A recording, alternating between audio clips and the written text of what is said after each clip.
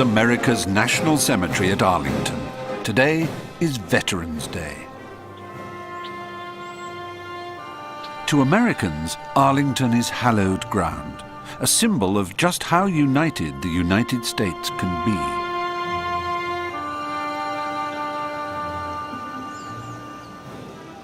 But in fact, the cemetery rose out of the appalling carnage of America's Civil War, when the South fought bitterly to separate from the North. Arlington is in the state of Virginia, a southern state.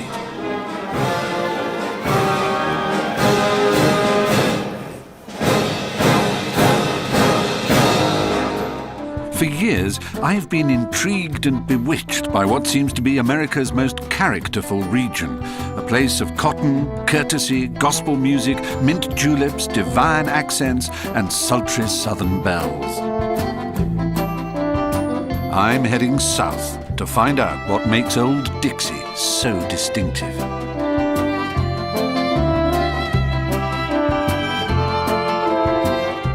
But where exactly does the South start? Well, nearly 250 years ago, two surveyors named Mason and Dixon drew a straight line on the map marking the southern border of Pennsylvania.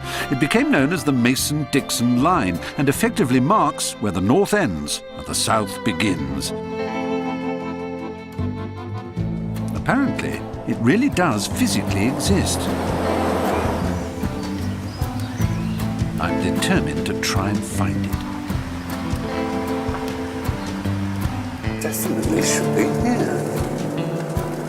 Strange. It's definitely the right road.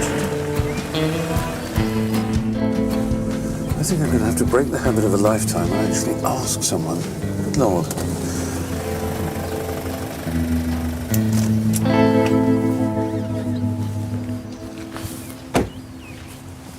Excuse me, hello? Sorry to bother you. I'm looking for the Mason-Dixon line. As a matter of fact, it's out this way on the road. You wouldn't mind showing it to me, would you? It's really kind, thank you. Okay, right here. Oh, yeah?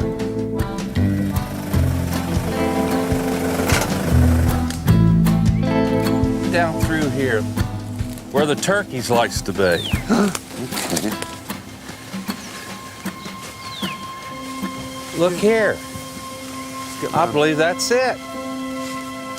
Oh, is this it here? It sure is. Oh, my. Here's the Mason-Dixon marker. The South starts here. Oh, look. That's W. V. West Virginia. That's fantastic. Yes, it is. West Virginia is just at the beginning of the South, a long way from the heart of Dixie. The Appalachian Mountains that form the spine of the state are as prized for the treasure that lies within them as for their beauty. I'm going deep inside to hunt for it. So you do all your smoking up here, basically? Coal mining is far from a dying industry in West Virginia. 50% of the electricity generated in the United States comes from coal. This is Stephen Fry. We'll bring and introduce him to you. You'll really enjoy spending some time with us. Yeah, buddy. Ron will be running the miner up there. Great. So you'll get to see him. What did that noise mean just now? That's a CO monitor alarm. Oh, right. Yeah. Just check that the alarm's working, not that there isn't a... Yeah. There's some who don't have moustaches, Some don't. but nobody seemed to mind. No. But it's a bit scary. How do you know they're miners? What's that alarm? Probably just a belt conveyor that's off. We have a lot of different alarms going off as we're getting ready to start. All right. This seam is about 350 million years old. So every day we're fighting Mother Nature. We're fighting something different that we haven't seen before. Hello. You ready? Thank you, Bob. I'm so ready. All right, guys, let's go. Let's go. Thank you. Welcome to our world. Why, thank you. Oh, my. No secrets in an elevator, I guess, huh? No gas in the elevator. Is this first time you've been underground? It sure is, yeah. Apart from the Underground Railway in London. Thank you.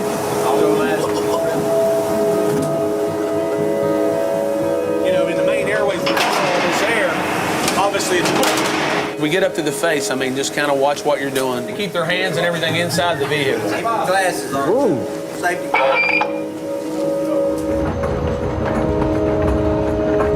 Well, this is it's a hell of a commute. So I'm guessing you don't have Wi-Fi or cell phone coverage down here. No Wi-Fi, no cell phone coverage. You go out of here, and everybody turn their lights out, Oh, yeah. so you can see how dark it is. That's a good idea. Yeah, we should do that. It's the dark of dark. So it's a It's kind the of... darkest of dark. In this vast subterranean city, whose tunnels cover a staggering 10 square miles, the exposed coal is sprayed with white limestone to help reduce the coal dust and risk of fire. This is it, the end of the road, guys. Right. Things are getting ready to change drastically now. Right, well, nice to see you again tomorrow. Thank you very much.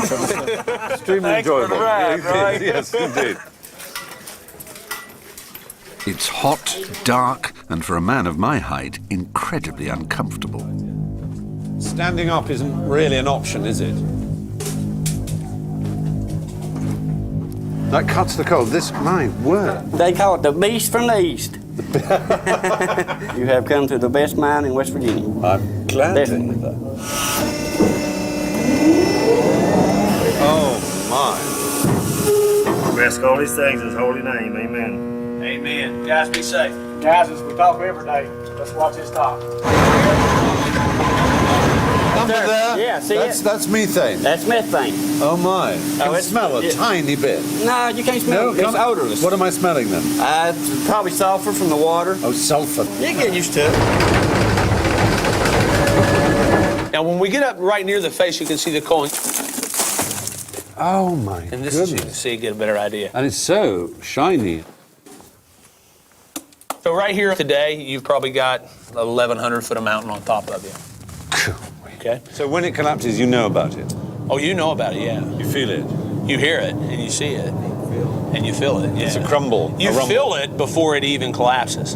Yeah. You can feel it breaking, you can hear it above you, Whoa. and then it'll collapse.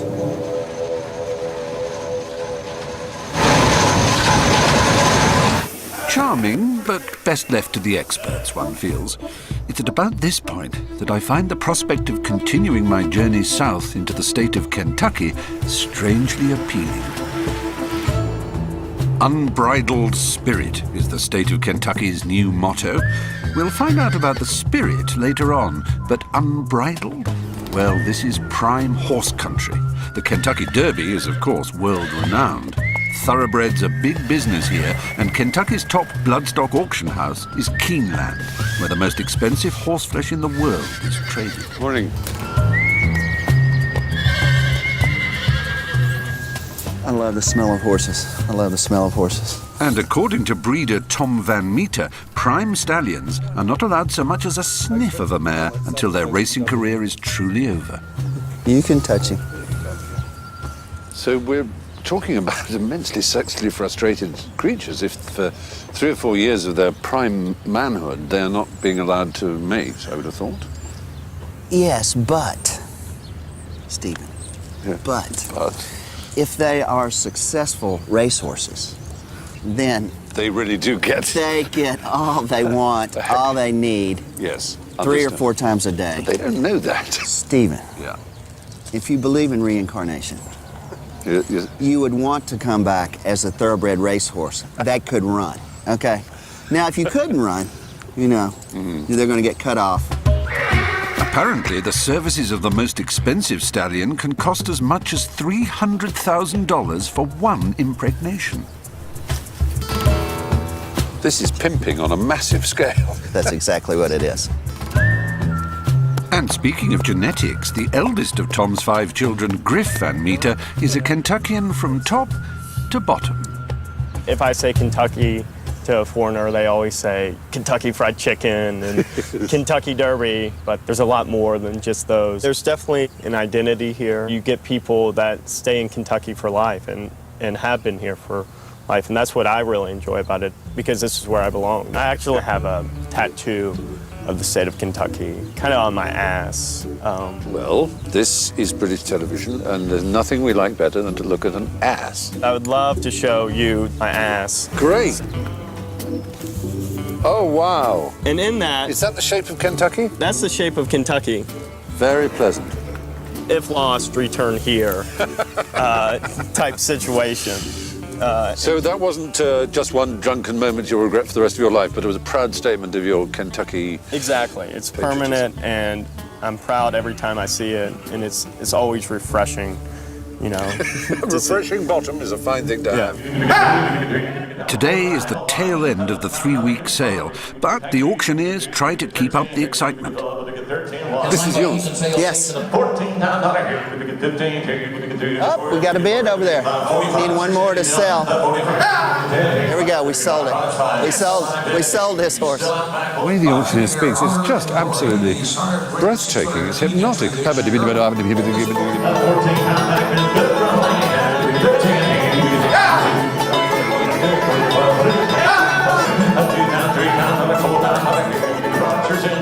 Was that bidded up here? Bid it up here. Bid it up here. Bid it up here. 2 up here. Bid it up here. Now 3. Bid it up here. Now 4. Now 5. Up here. Now down here. Do you tailor it to the kind of product that you're selling? Absolutely. So how would you sell chickens? Chickens tend to be a more little country and high pitch and kind of, you know, whoop bang dang dang, bid it up here, bid it down, bid it 5, bid it 6 here, now 7, now 8, bid it up here, now 9, bid it 9, 9, 9, bid it up here, down, bid it 9, 9, 9, bid it sold right there at 89,000.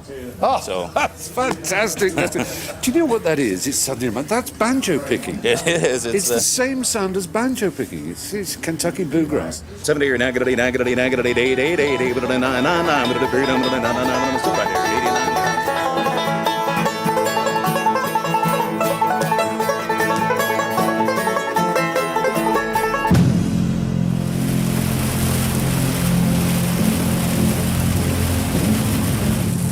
Welcome to sunny Kentucky.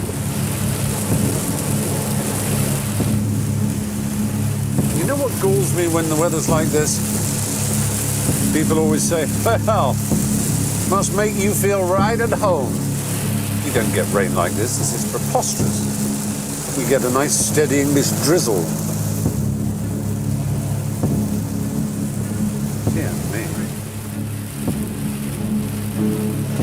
Of course, what you need in weather like this, I always think, is sort of internal central heating, you know? Not all American industry is high-tech. This Kentucky bourbon distillery preserves the style and methods of the distant past.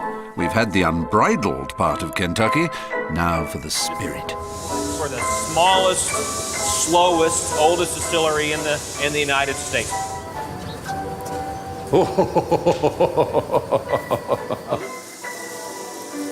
Chris Morris has the enviable post of master distiller. Both my mother and father worked here. Every night I remember Mom cooking dinner, and she'd always have a glass of bourbon on the counter, come through the kitchen as a small boy and say, Mom, can I have a sip? I'd take a sip and, I don't like that. We'd have a good laugh and off I went. And now, of course, my reaction would be very different. You like it very much.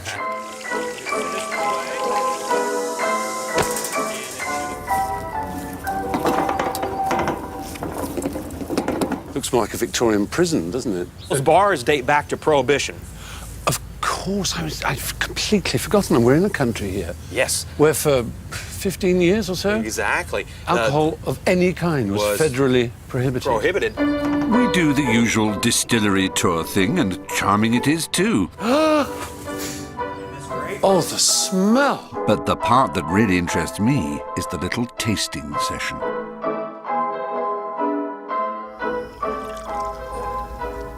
What it all comes down to is this gorgeous brown liquid. Yes, the whiskey has to speak for itself. And it speaks in a language that if you're a wine connoisseur or a malt whiskey connoisseur, you might be very familiar with it. Vanilla, caramel, there's a little hint of dark chocolate and maple syrup in this glass, baked apple, black pepper, cinnamon, tobacco leaf, coffee bean, and a little bit of pecan in every glass. Wow.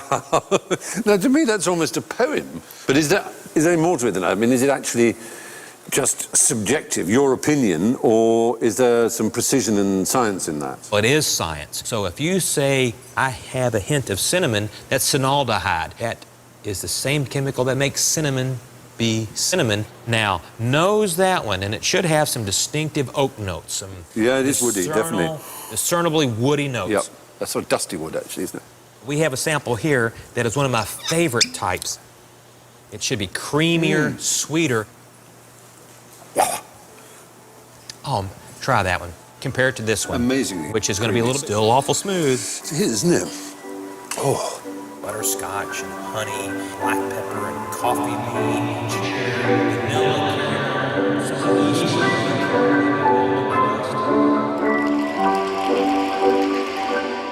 Chris, don't think me pretentious. This smell is an autumnal walk in the countryside, probably about 7 miles from Aldershot, on the fringe of an old wood, a spinney or a copse, possibly, if not a spinney. It's a copse, definitely. Yeah, it's a copse. And there's a Labrador, a slightly wet Labrador panting, and a little bit of that Labrador's breath is in here. But that, again, that sounds bad, but it isn't. I think Stevie should have a little lie down. Oh.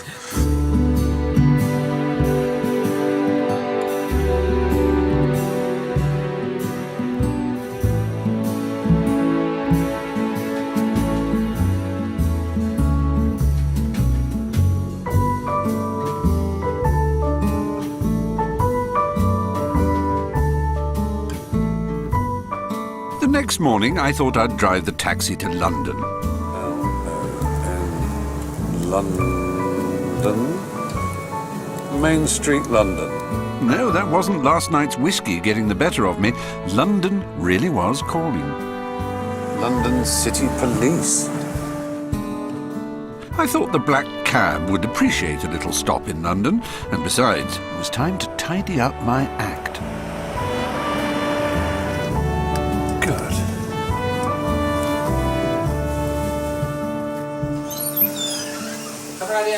Oh, hello. I'm Jim. Nice to meet you.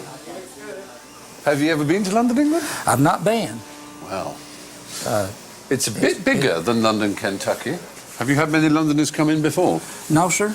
Never? To my knowledge, you're the first one. I'm the first Londoner. I do like your accent. Well, I was going to say the same thing. I think yours is mighty fine, too.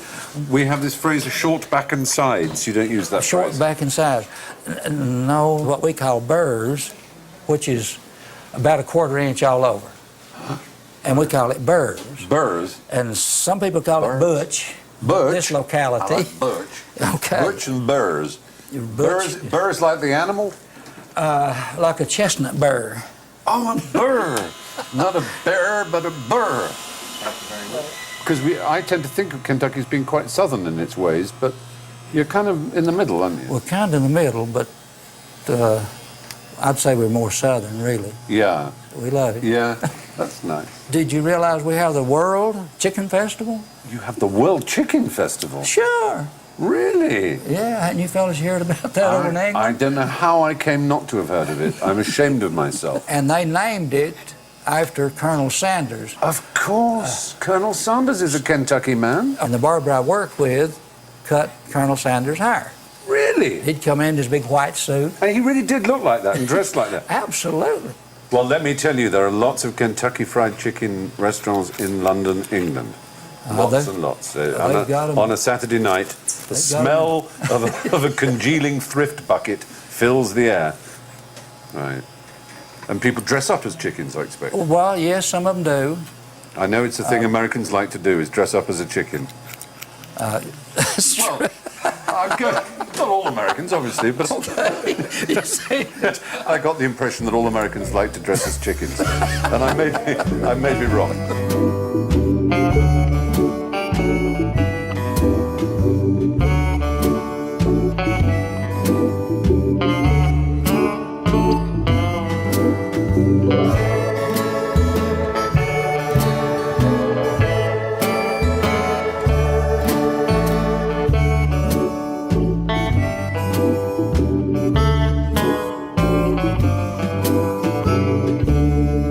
Okay. Well, thank you, Jim. You are welcome.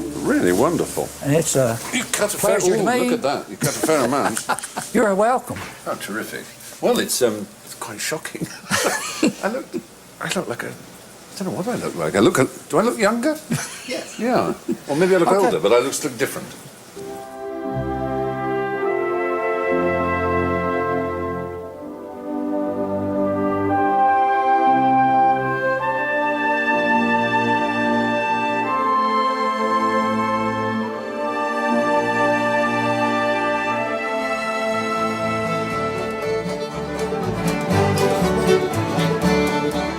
Bluegrass music might be named after Kentucky bluegrass, but it's played with enthusiasm just across the state line in Tennessee, too.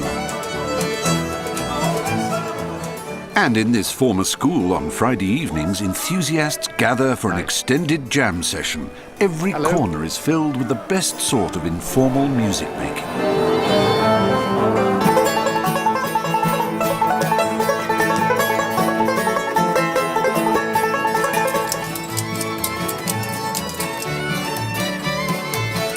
Yeah.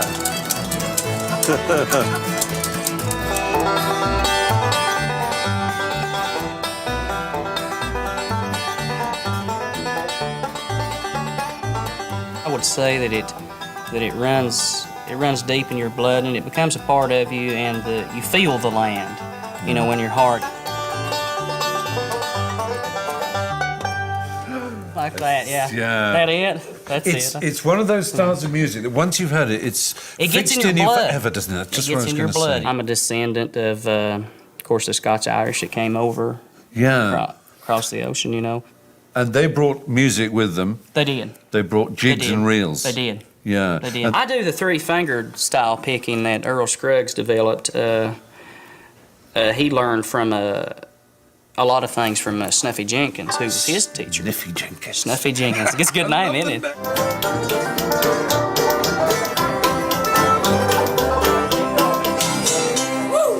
Oh, yeah. Wonderful. Wonderful. Thank you. Do you have a name as a band? Or you... Mountain Gap. Mountain Girl? Mountain Gap. Gap, sorry. Real slow, real slow. I got enough.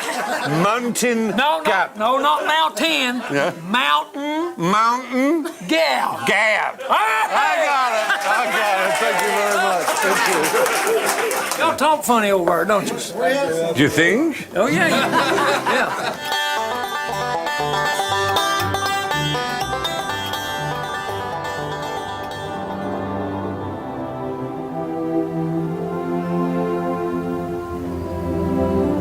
Wonderful.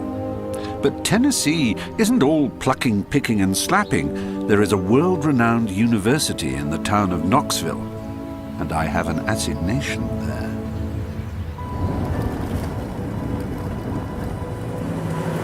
Now, I'm supposed to meet a woman called Rebecca.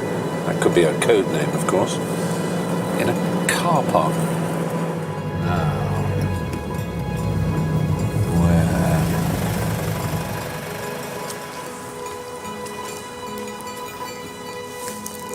Ah, Rebecca. Stephen, how do you do? How nice to meet you. Oh, my. We try to avoid advertising our location. That's deliberate. Yes. Away from prying eyes.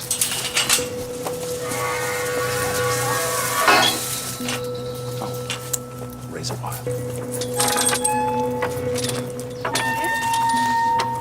I just need to shut the gates behind us. I can see black, what we would call bin liners. Every black plastic you see is actually an individual. You have a human cadaver. Yes. A dead body, in Yes. fact. Goodness me. There's over 180 individuals, cadavers out here. Our title is the Anthropological Research Facility. Most people know of us as the Body Farm. Body farm. Yes. Yeah. What would you say is the main purpose? Is to do time since death. That's how long someone's been dead research in a scientific way. Right. So, are we going to see a few maggots and things? Because We don't as long know. as I'm prepared, I'm happy. I don't mind. I have to tell you something now, which is that in all my 50 years on this planet, I have never seen a dead body. So I don't know how I'm going to respond, but I'm sure I'll be grown up about it. Just want to watch your step. That's an electric fence that we keep at night. It keeps out the larger critters. I understand. Yes. Because, of course, animals obviously feast on... Well, there's a dead Yeah. body. Yes. Oh, Yeah. my goodness. This is what we call late stage decomposition, where almost all the skeletons left. It's, yeah. It's a site that, you know, artists and poets and writers have written about since humans could write, that of the oddity of a human skull, knowing that that's what I'm speaking out of now is no more than that, and that's what we all are. We're all a composition of bones and flesh, but to look at it, you wonder where the human is in a way, don't you? Oh, yeah. Do you see a skull through my skin? Unfortunately, I should say yes. I have a really bad habit now when I do see people, especially new people, I will sit there and I kind of imagine what they look like underneath, particularly the skull. So my noble macrocephalous frontal regions, for example, you would instantly see bespoke a man of immense sensitivity and grace. No, you wouldn't. You'd just see a particular category of skull. Oh my goodness. What have you got in there? Right now, there is an individual in the bin. They've been here since July, so they've been here for a couple months. Right, so they're over the worst of smell and insects, are they, or not? They're over the worst insects. Yeah, warning me that there's going to be a bad smell. Yes, I would not stick your head over until it's open. Okay. Ah! Oh my. Oh, good gracious. Yeah. Oh, Lord. You can see the maggots. I can see the maggots, yes, thank you. Oh, gracious. It's a great seething, living, appalling smelling thing. It's as if it's clawing inside you to try and scoop out every living part of you and turn it into death. It's just unspeakably horrible. I can't... I have a really bad sense of smell. Oh, do you? Yes. That's a lucky thing. You're better off in this job than wine tasting. Yeah, exactly. You see, in some ways, the worst of what it is to be human. Terrible things like murdered children and murdered anybody. Plus, you see the human body in its most dreadful state. The goal is to help grieving families and help put a name to an unknown skeleton and get that closure. But part of you has to realize that this is a research object and you can't get too emotionally attached to it. One thing on this foot you'll see is ants. Yes, I can. Well, ants are common to find on a fresh individual, especially in someone's home. And doing entomology, which is the study of all the insects, is one of the best indicators of time since death. Because different insects hatch and thrive in bodies at different times. Exactly. Some of our more basic studies, you can look at the soil around the body because things are leached from your body into the soil. So if there's something in question, you can actually test that and say, no, there's a body that decomposed here. You need to tell us the truth now. This garden of earthly remains might at first glance seem rather a grisly and morbid place to be, but actually I think it should fill one with a kind of optimism because it's being used for extraordinarily good purposes, to catch wicked people and to ease the burden of suffering from grieving people. And I might genuinely consider leaving my body to such an institution. It might as well do some good. It's done so little good on this earth, it might at least do good when my spirit has flown away. Whisking my offended nostrils as far from Knoxville's Department of Forensic Anthropology as possible, I revel in the pure air of the Smoky Mountain National Park as I head for the North Carolina state line. These colors are amazing. I feel a photo opportunity coming on. Hello, who's this?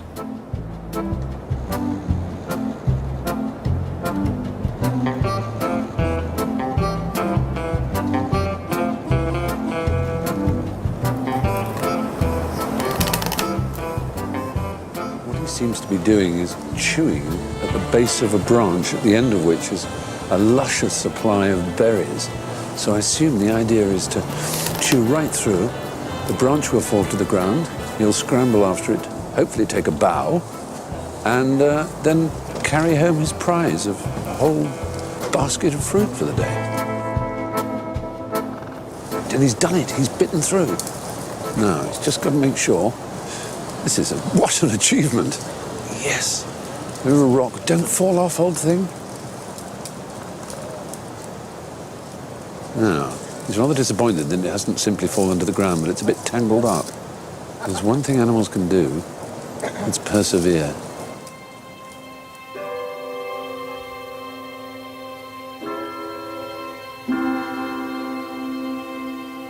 Still in the Smoky Mountains, it seems to me there's only one way to see this beautiful part of North Carolina at its absolute best.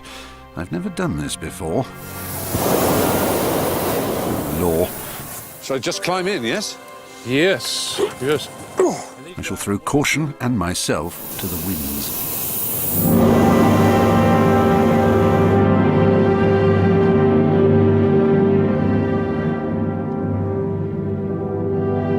Bye.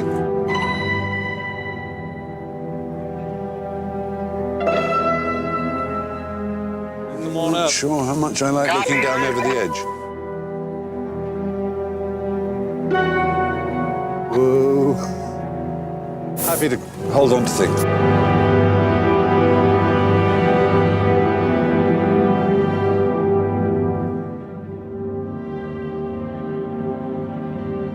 Quite scary.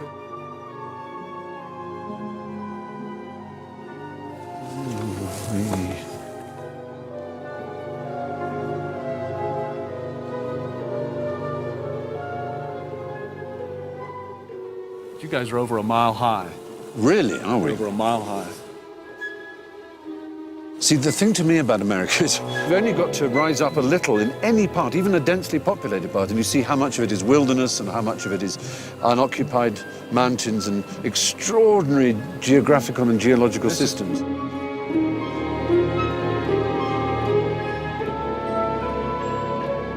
I have to say, I was a bit nervous as we were ascending, but we're now so high, it's pointless to be nervous.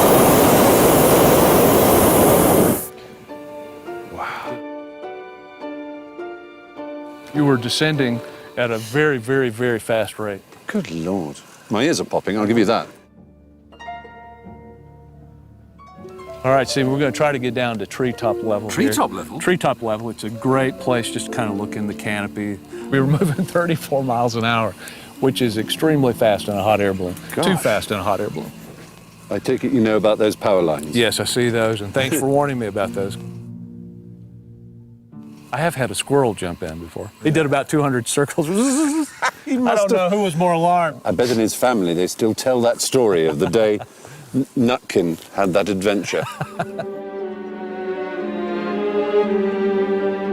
It's that silence, apart from when you're pressing the burner. It's absolutely amazing. Beautiful, yeah, isn't it? Peaceful, graceful. I'm going to try to get close enough to this tree so you can pick one of those little. Here we go. I might get one of these fruits. Don't lean out too far. Don't tell me that now. There you go. That's going in my souvenir bag.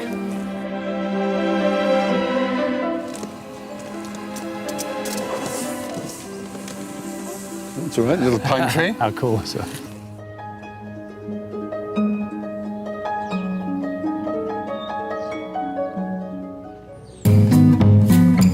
From the foothills of the Appalachians in North Carolina to the lowland coast of South Carolina, the vegetation changes radically.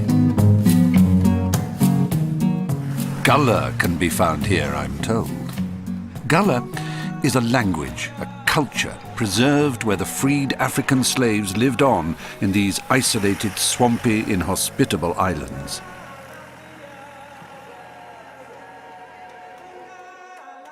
This is the landscape that the unwilling visitors from Africa would have first seen all those years ago.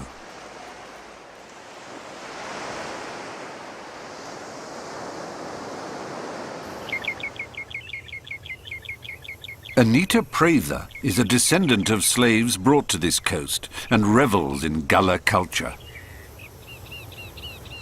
Most of us came from rice-producing countries in Africa. Because of those specialized skills, we cost more, and we were requested. Because of that system, we were able to maintain more of our Africanisms than a lot of other Africans that were brought here. So that's why Gullah is still so prevalent in this area.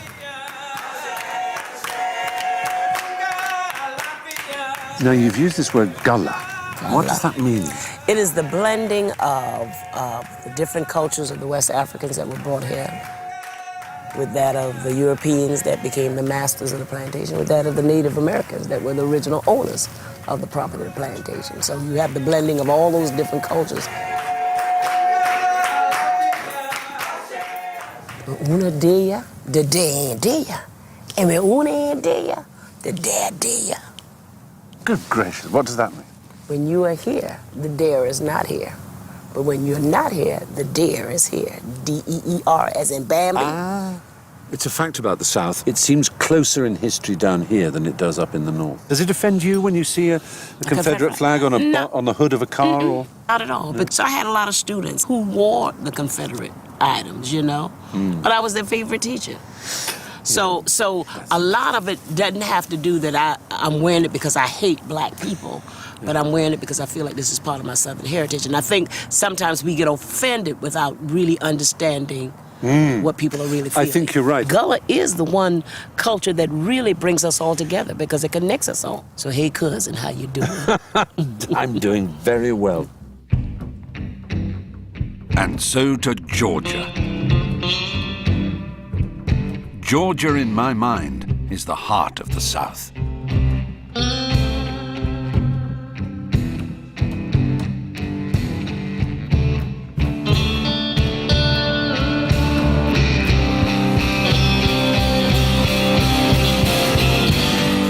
Today is the third Thursday in November, a date every American knows.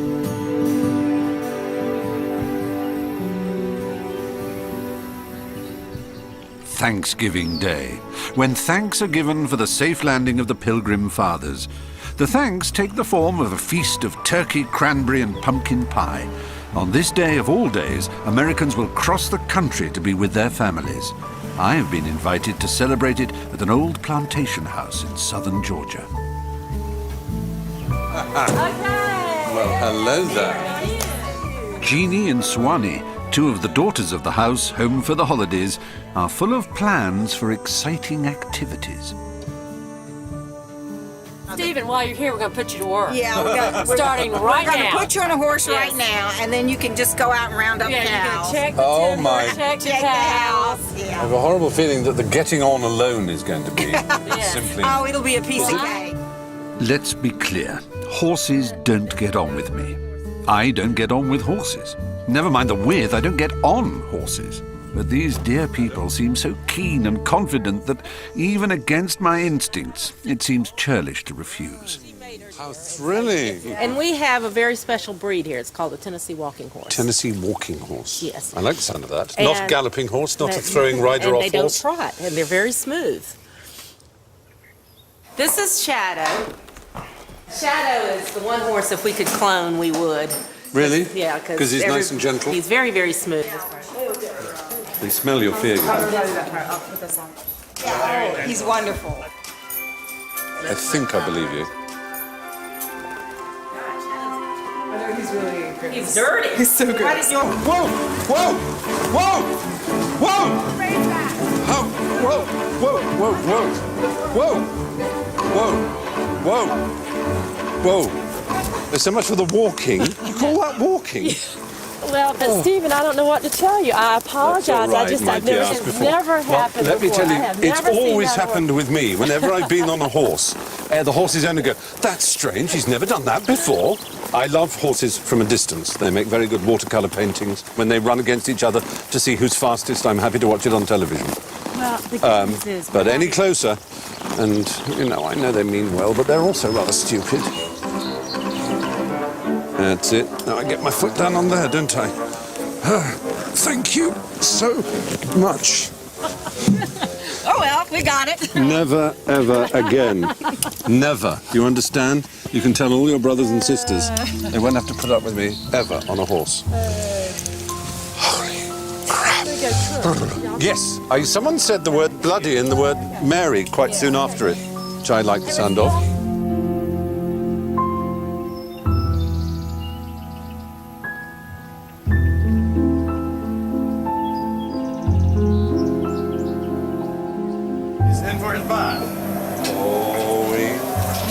What you call a hot tub. Oh, we didn't make too much fun. Cheers to your American Thanksgiving. Well, thank you, and thanks for your hospitality. Your Delighted to have it. famous Southern hospitality, which is no lie. You're in the South, you're drinking and frying. What else does the world have to offer?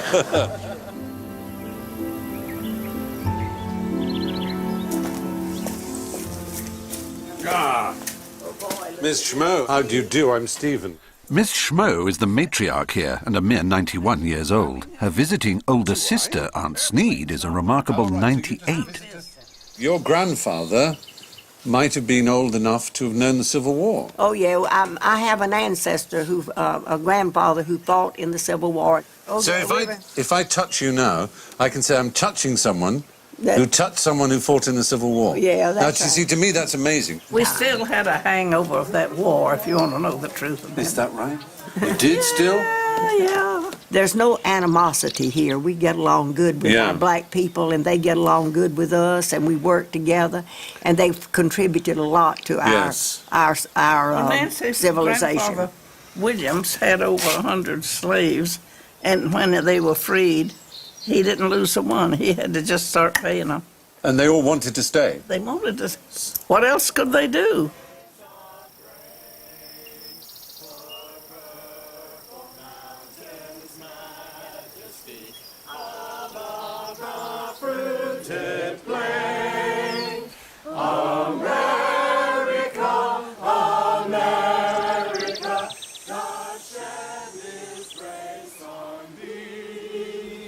And crown thy good with brotherhood from sea to shining sea. Yeah.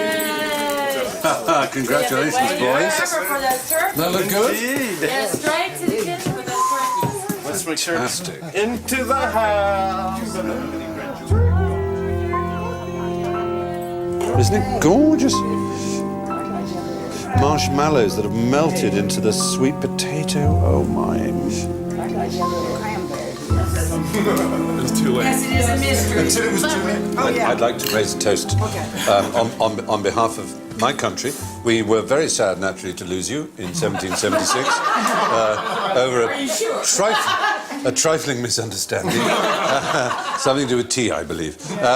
But obviously, in another way, we're very grateful to have lost you because if we hadn't, you wouldn't be the America that you are, and I wouldn't have this extraordinary experience of coming to what is a very warm and friendly, welcoming country. Thank you. Smartly said.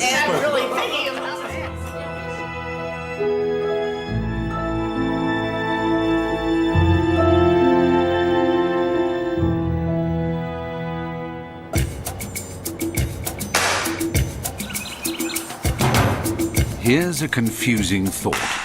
I'm now going further south as you can go in America, and yet I'm leaving the true South behind me.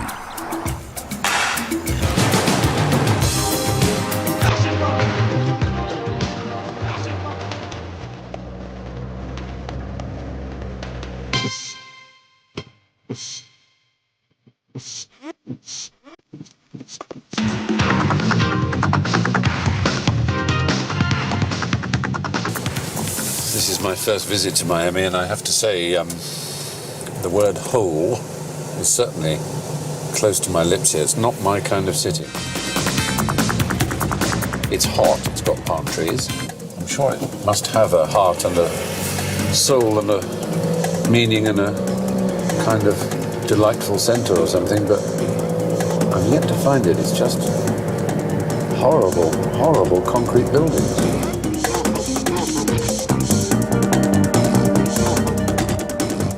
There is another city, which is not Miami, but Miami Beach, and it's a strip of glamorous beach. And maybe it's not quite as revolting.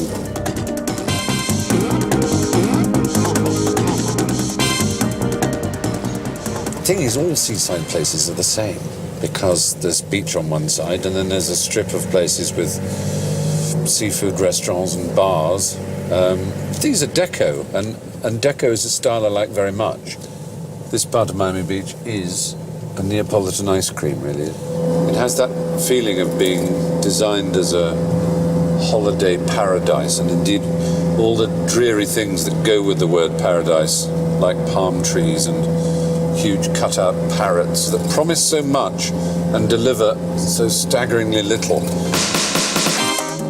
And attractive people who are very fit and very beautiful and instantly therefore look quite staggeringly ugly as a result. This is one of the great jokes that nature plays on the beautiful. I would rather be curled up in a snowy cabin, sipping a warm whiskey or frankly a mug of Horlicks, than I would spend half an hour in this rotting place. It is, like the north, less friendly. So, although we're further south than Georgia, we're a lot further north culturally and spiritually. It's a long, long while. They're called the snowbirds, mainly Jewish retired people who migrate down from the cold north for winter. But the days grow short. On party nights, professional male dancers come into these gated communities, and these dashing young men are welcomed with open arms.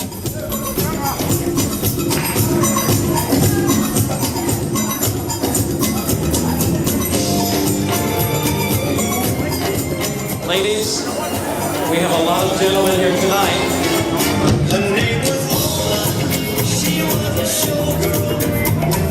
Dave, Cy, John, Russ.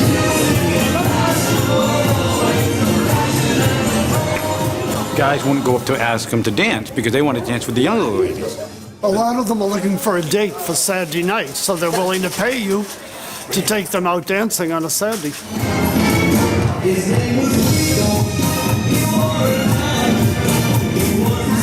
Sometimes we go home with torn jackets and pants with holes in them. Yeah, ripped up. Yeah, ties come off, everything. Really? They're desperate for dances. Yeah, they go after you. Well, the ratio down here is 10 women to every man, so.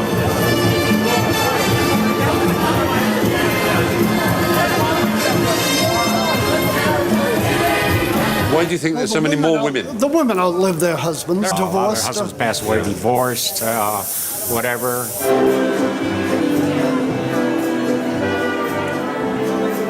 I hate dancing. So this to me is a living embodiment of hell. But I have to say the people are very sweet.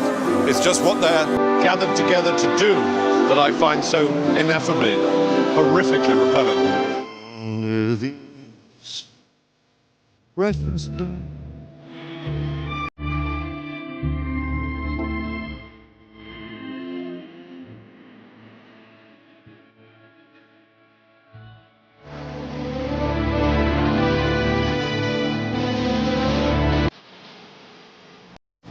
All right, I admit it. Some aspects of South Florida have their charms.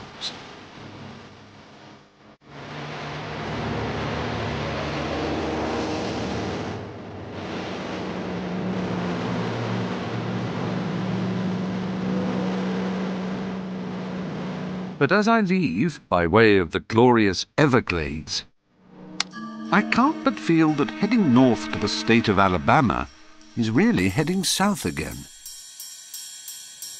My first stop is the state capital, Montgomery. Martin Luther King was a pastor here and led the bus boycott out of which the civil rights movement was born. A lot has changed since the painful and violent times of enforced segregation between white and black, but there's still pain and drama on show. I'm here to witness the unique institution of the Alabama Board of Pardons and Paroles.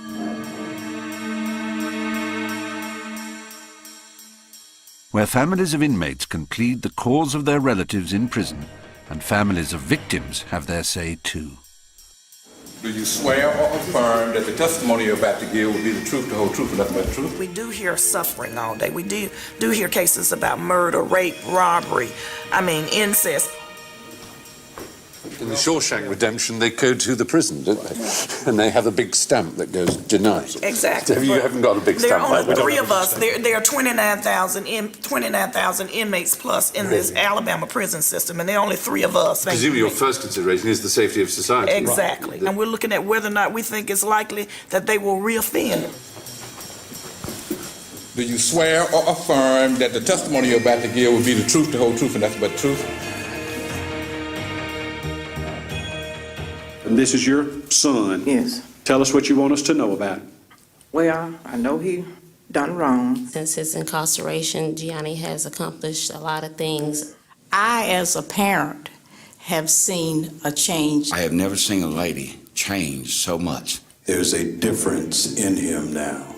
This man does deserve a second chance. And that is why I stand before you today and ask that you grant parole at this time to Tim.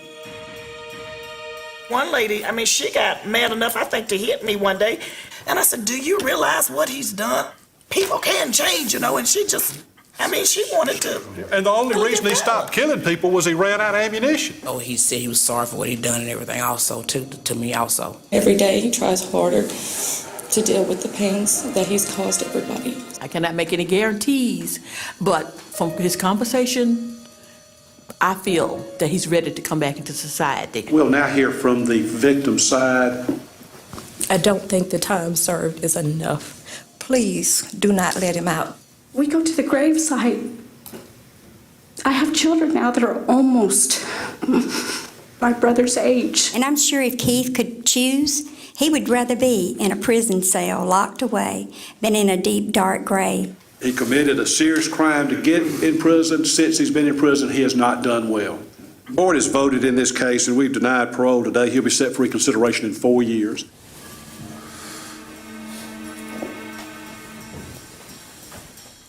And he told me he asked the Lord to forgive him. All her speech and everything is what she can do for God. Glad that, she's got religion now and that she's changed her life around. But there's also a consequence for all of these crimes that she's committed. Right. One of the things I should imagine you get a lot, what you might call penitentiary conversion. They find Jesus immediately, and I never knew Jesus to be lost. And they've got 33 disciplinaries in a 5-year time frame, but they've got religion. If you know better, you do better. I know it's up to y'all to decide on, what his faith. The review from Al, and he's done well, and we have every reason to think he'll continue to do well, so we voted to release him on parole. Praise the Lord! Okay. Praise God! I know we have made some decisions that resulted in people being hurt. We have paroled people who have gone out and committed new crimes. I hate that, and I agonize over it. We make the best decision possible with the information that we have at hand, and we go from there.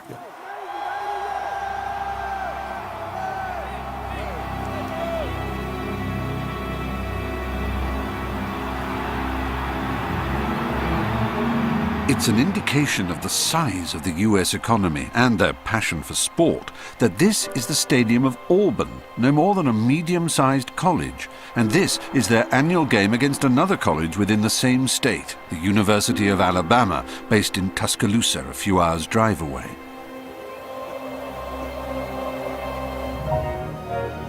This fixture has the scale, intensity and hoopla of a grand national final, but is in reality nothing more than a local derby. Impressive, charming, ridiculous, expensive, overpopulated. wonderful American.